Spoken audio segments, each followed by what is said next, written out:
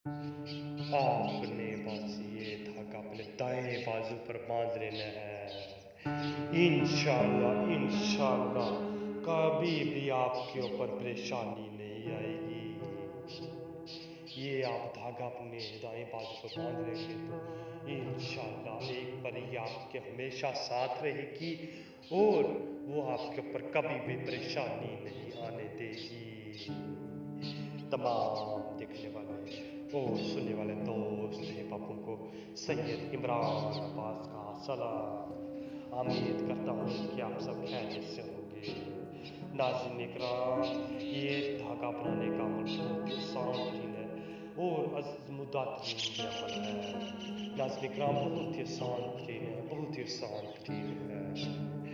आप इस धागे को आपने एक बार बना लिया तो इंशाल्लाह एक बारी हमेशा हमेशा के लिए सारी ज़िंदगी के लिए आपकी गुलामी करती रहेगी और वो आपके ऊपर कभी भी परेशानी नहीं आने देगी, कोई भी मुश्किलात नहीं आने देगी।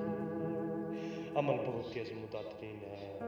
नाज़रीन इकराम, अमल की जाना पड़ने से पहले आप सबसे हमारी छोटी सी गुजारिश है, अगर आप हमारा चैनल सब्सक्राइब नहीं किया तो हमारे चैनल को सब्सक्राइब कर दें और साथ में घंटी बटन को भी दबा दें ताकि हमारी नई वीडियो को नोटिफिकेशन के साथ मिलती रहे।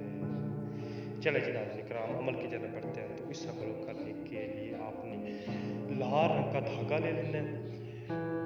लाल रंग का धागा ले लेंगे तो आप सूखी हुई लाल मिर्च ले लेंगे, लाल मिर्च ले लेंगे तो आपने थोड़ा सा तेल ले लेना, तेल ले लेंगे तो आपने ये नक्श बना लेना है। ये नक्श बना लेंगे तो आपने इस नक्श को 2 मिनट तक देखना है। 2 मिनट तक देख लेंगे तो आपने इसे जला देना।